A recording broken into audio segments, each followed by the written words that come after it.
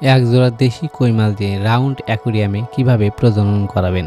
বন্ধুরা, আমি এক জোড়া কই মাছ রাউন্ড অ্যাকুরিয়ামে একসাথে রেখেছি এবং তাদের পরিচর্যা করছি মূলত প্রজনন করার জন্য। আসলে দেশি কই মাছ দিয়ে কি অ্যাকুরিয়ামে প্রজনন করা যায় এই বিষয়ে আমার ধারণা নেই।